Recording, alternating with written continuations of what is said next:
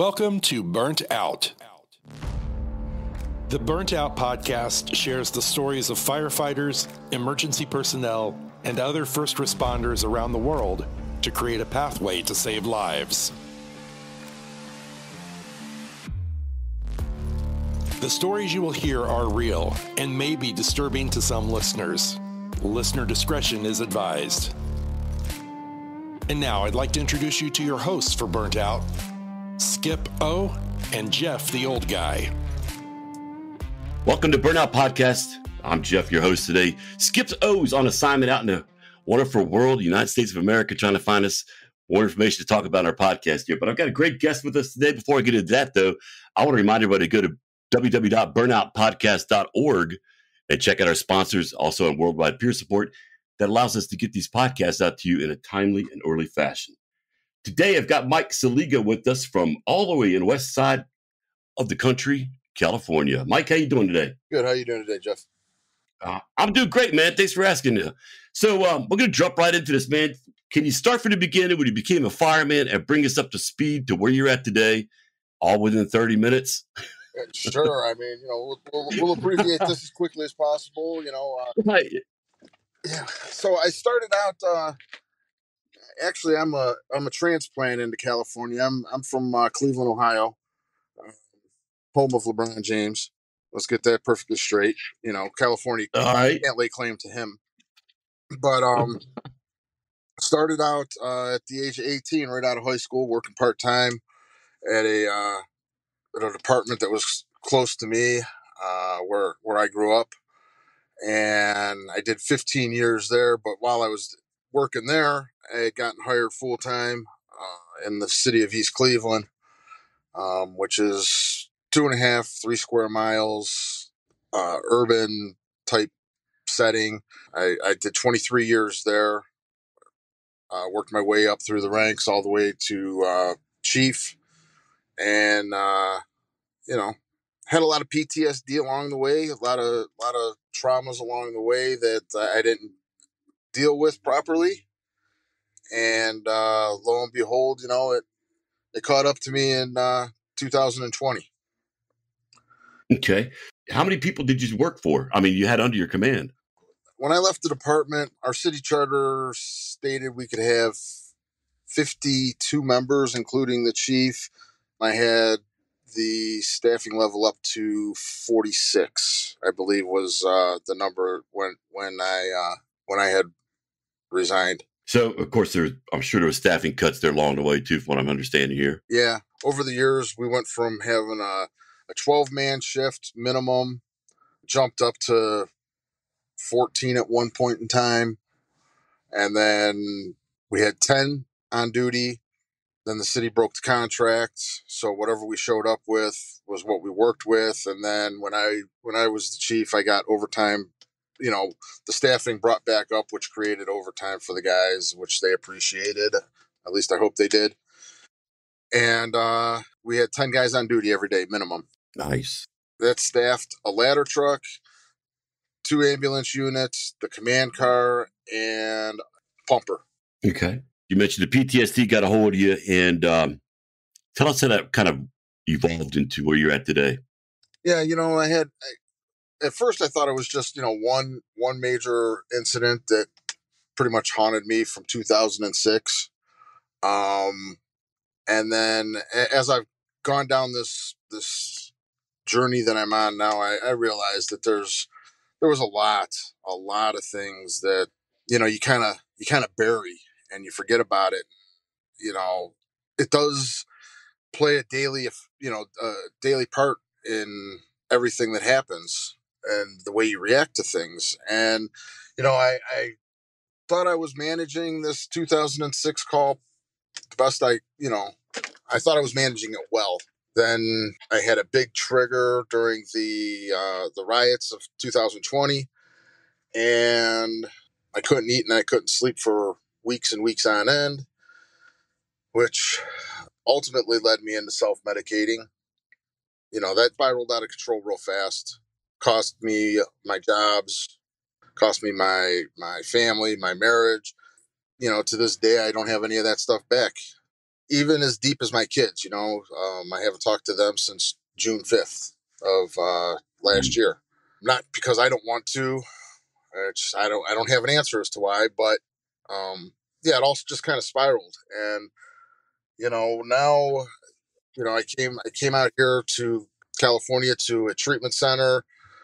I don't mean to interrupt you here, but I want to back up just a little bit. You said you lost your job and you had family issues too. We haven't seen your children since June 5th.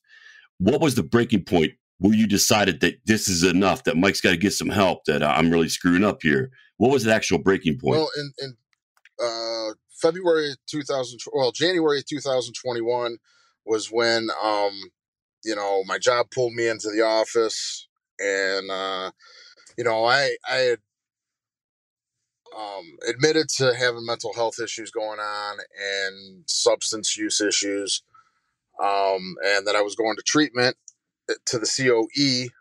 And then a week later, they called me in the office, and I probably could have fought it and won my job, won my job back. But at that point, I knew that I would just end up right back in the same place. And I was like, okay, fine. You caught me, you're getting me on some ticky tack stuff, but I'll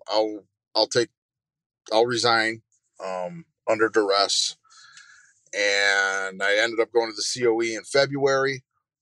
Pretty much I did 30 days there, and instantly upon leaving the center, knew that I was in trouble. But I lived in so much of my life was lived in that constant chaos of duress, if you will. I didn't even do anything to try and control it. I just almost instantly relapsed. And this was after the 30 days of your Center of Excellence stay? Yes. Did about 30, did about a month of, doing programming. Yeah, doing me. And then, got my act together again. I've had a couple rounds of relapse. And then last year is when, I just needed to buckle up and just, hey, look, this is the only way that I'm going to end up with, having my kids back and having the life that I once had is if I just need to put the work in. And I came here to California on a scholarship because, didn't have insurance because didn't have a job. So I got a scholarship, and I ended up doing 90 days here at the location that's no longer open. Then I moved into Shadowland Foundation, which is where my sponsor owns, and I pretty much am a ranch hand for room and board and staying clean and sober. Wow. So, Mike, I'm going to dig into this. Dig in. If you don't mind sharing, what was your actual, was there an actual breaking point to where the shit just hit the fan and you hit the basement of rock bottom? I mean, we talked about this when we were in Indianapolis together about how we found out rock bottom has a basement. So can you kind of tell me, if you want to share with us, that's great. If not, understand, where was this breaking point at and just what happened? I mean, which time, I guess this, if you want to go with this last time, there's no way of sugarcoating it. I pissed hot, a judge asked me, with last time if I used in the last 48 hours, I said no, which is the truth. And then he sent me right over to the PO, and I documented in my paperwork that it was, approximately 56 hours since I used. And they gave me a urine test, came back as, positive for my drug of choice, which was cocaine. And he instantly revoked, put a bench warrant out for me. And I'm like, you look, man, I'm trying to go get help. I want to get out, and he wouldn't lift it. If I would have gone back home, I would have already been using and everything. I'm in a good, safe place. I'm doing what I'm supposed to do. I'm trying to be a productive member of society. And, that's all I want is to, well, that's not all I want. Ultimately what I want is a relationship with my kids again. But at this point in time, I just want to be a productive member of society and, be of service and help in any way that I can. So I guess the I rock get it. bottom. I Yes. guess the rock bottom this point in time was, I knew that I was going to face some type of incarceration time. I don't know exactly what it would be, but I figured the best chances of me not winding up there, because I'm going to call it for what it is. You put me behind bars, I'm going to come out a broken man and go right back at it. There's just no sugarcoating it, and I don't want to be. I don't want to be that guy. I'll never get back to where I once was with, the friendships and, and well, we're firefighters. We all, in our minds, everybody looks up to us, but, I know that a lot of people looked up to me, and I'll never get back to that point, but I'm going to try my damnedest to get close to it. Okay. Yeah, it sounds like you've had a rough road there, man, for real.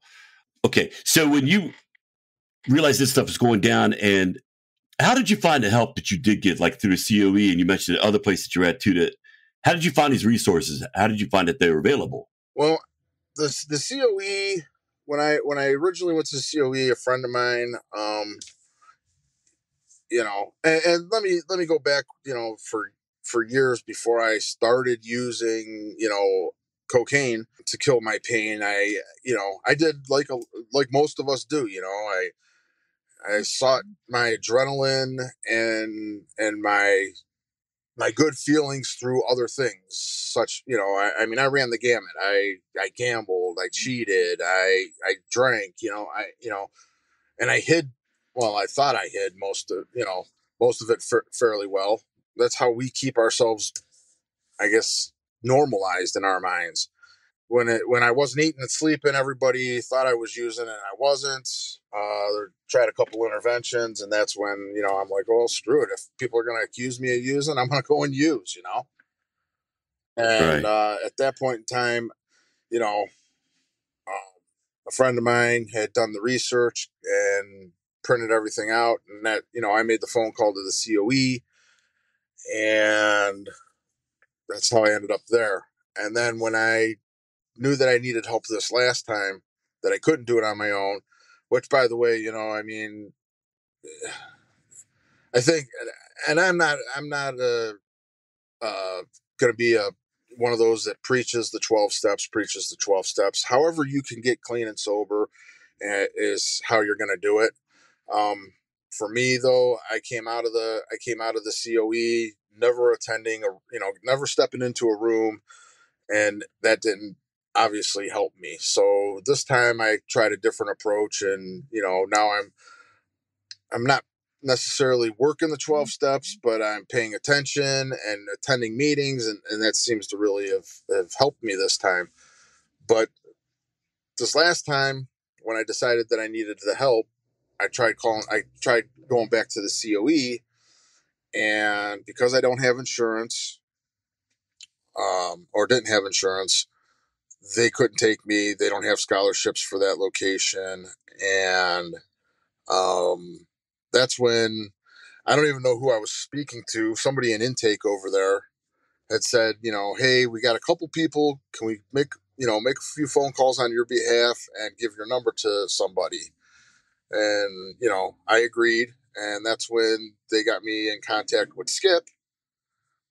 And then Skip got right in contact with me, like within that same day. And he said, hey, look, I'm going to make a few phone calls. And I'm like, okay, that's fine. Is it all right if I give your number out again? Yes, you can get my number out. And that's when I got a call from a gentleman here in California. He said that he was able to put together a scholarship for me. Yeah, all I needed to do was I called Skip. I said, hey, I appreciate it. Thanks for getting me there. All I got to do is, I got to just get there. He's like, you pay for your flight there. You graduate. We'll take care of you on the way back. And, he didn't have to come out of, he doesn't have to come out of pocket. The peer support network didn't have to come out of pocket to get me home, because I'm staying probably for quite a few years anyways. And you're staying out there, and I got two questions, but I want to roll back to the stigma thing. Did you develop a stigma with any of the fellows you worked with when you were going to the Center of Excellence? I haven't. Did anybody I haven't really talked to anybody. cast? No. No. Okay. No. As soon as it's pretty sad. Like I said, I was the chief 23 years. I love that community. I love the citizens. I love the guys that I worked with all my heart. Still do to this day. And I wasn't even allowed to go into the station to clean out my office.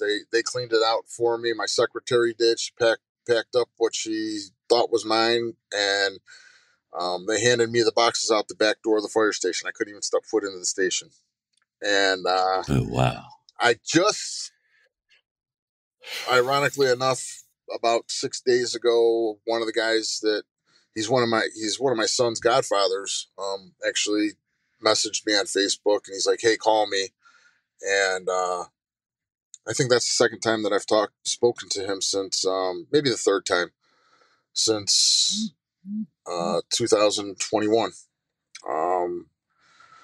I've got very few of the phone numbers of the guys anymore because I've got a new phone. You got to make the complete change. So I got rid of my old phone number and everything like that. Got a new phone. Um, you know, So you just did a complete clean sweep. clean sweep.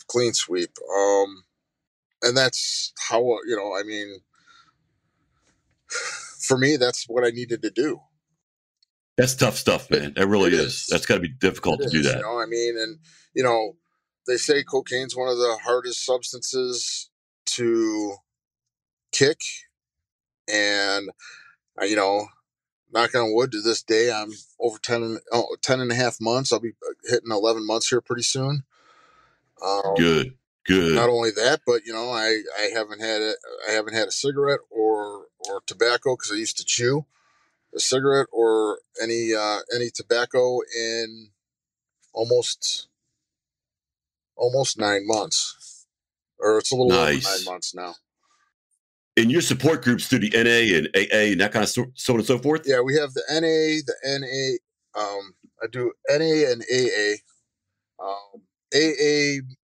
I'm sorry, the NA meetings that I attend are, open to the public. They're general public. I do a Wednesday evening for first responders. All first responders, it's a Zoom meeting. Anybody can attend. We'll just send you out the link. If you're a first responder, you can get on. And then I do a Wednesday and a Thursday or Wednesday and a Friday meeting in the evening, 5:00 California time, or left side time.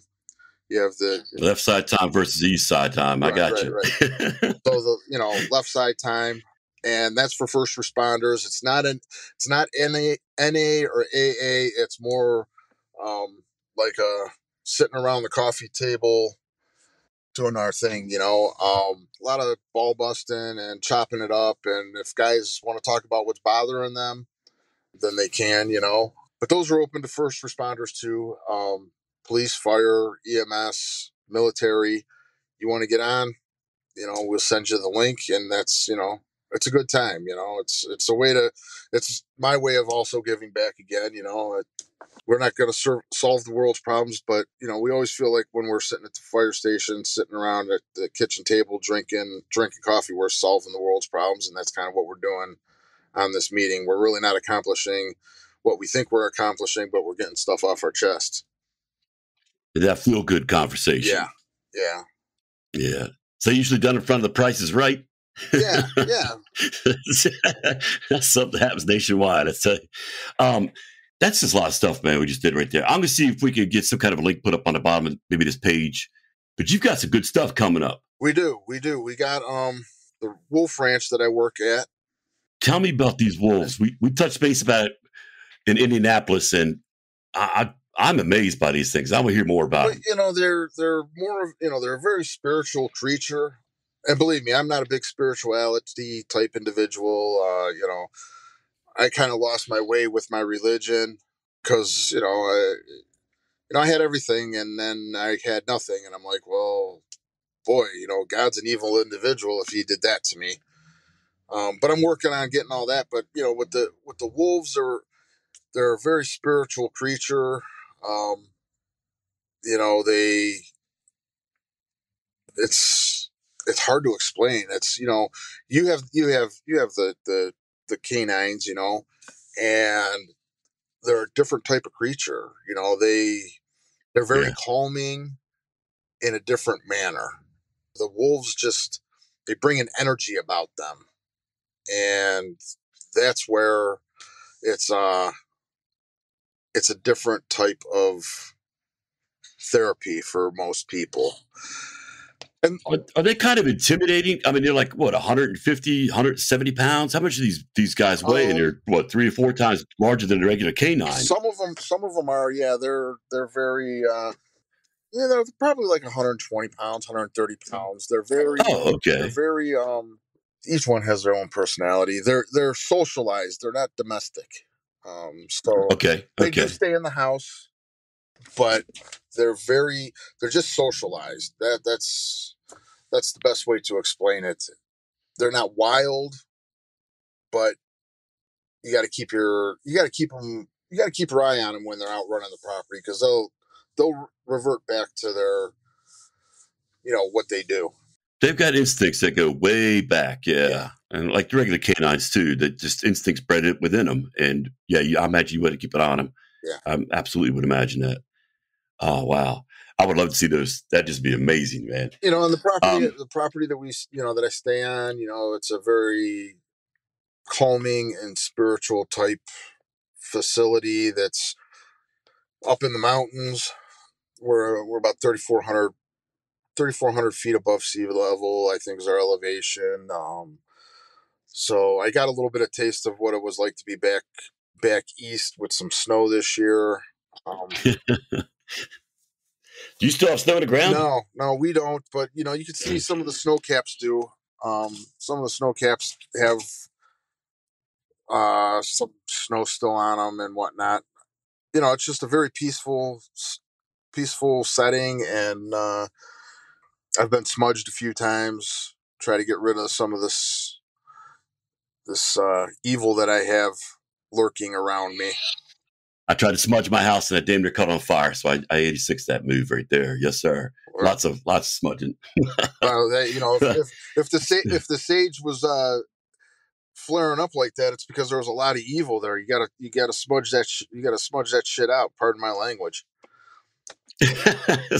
Yeah, smudge is good. I don't know if there's enough sage in Maryland for me. I really don't. But it's just we look for that kind of stuff like that. But hey, tell me what your plans are for next year. Coming up here, we have a first responders trauma retreat. We're getting these up and running, where you come, and right now, initially, we're looking at putting people in an Airbnb for the week, where you have a pool and a hot tub. Food will be provided, and basically for a week long, you'll do different activities like EMDR, acupuncture, and just talk about trauma. Not anything to do with substance abuse. It may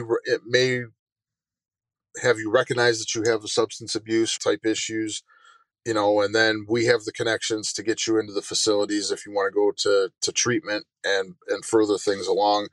We do have licensed therapists on board. All the pieces are in play.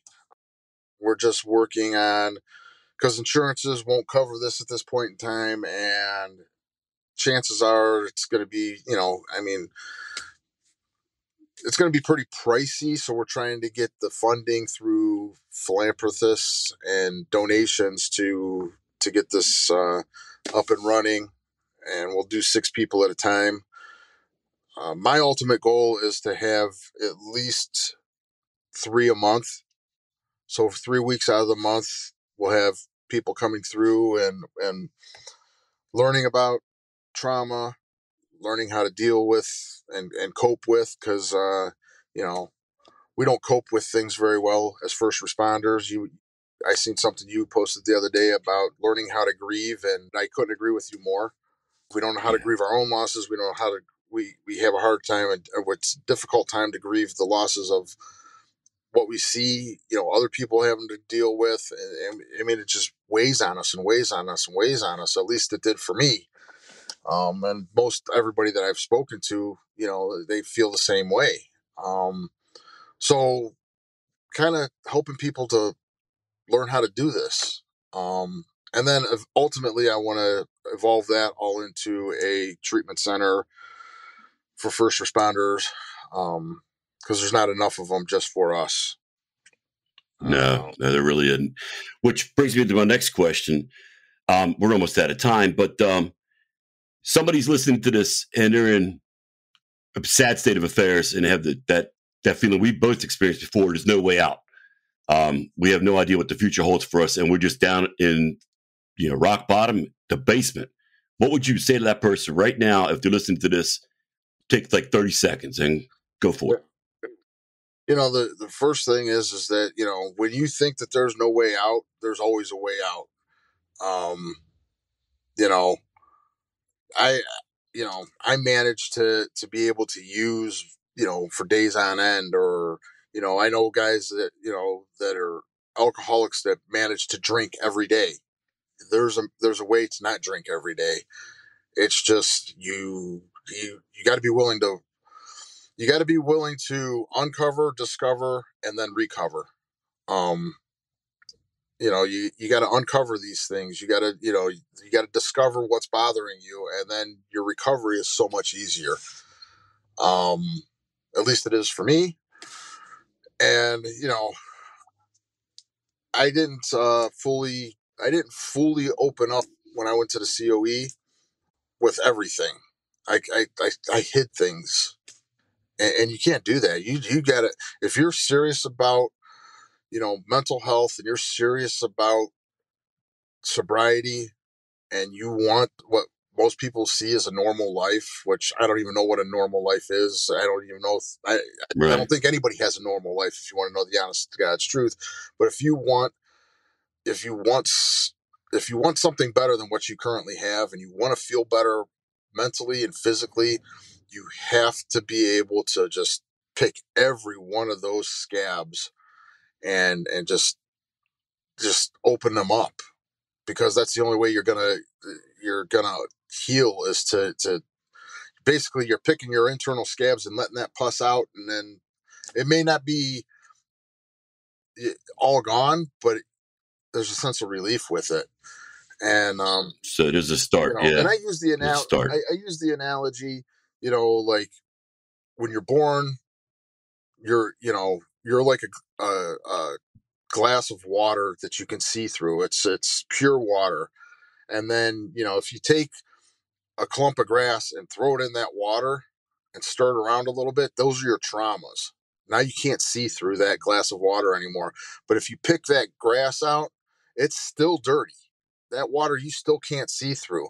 But then you take a pitcher of clean water, and that's the love and the therapy and whatever else that you gotta do, is that clear pitcher of water, and you just keep pouring that water in, that self-love into that glass of water, and eventually all that trauma gets diluted out, and it becomes a clear glass of water again. I like that. I like that analogy. That makes good sense.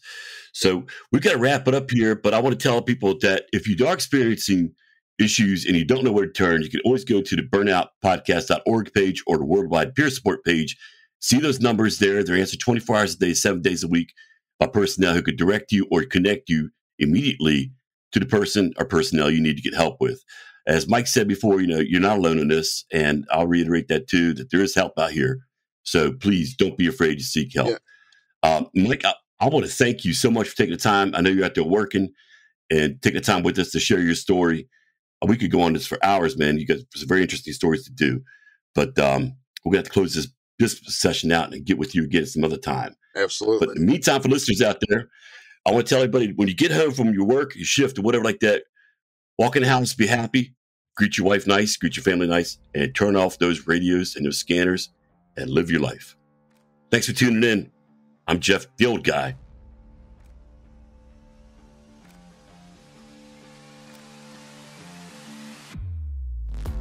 Thank you for listening to Burnout. Burnout is brought to you by the Worldwide Peer Support. You can visit Burnout Podcast at burntoutpodcast.org or visit Worldwide Peer Support at worldwidepeersupport.org. Your hosts for the Burnt Out Podcast are Skip O and Jeff the Old Guy. Produced by Sean P. Neal. A MyPodcast.media production.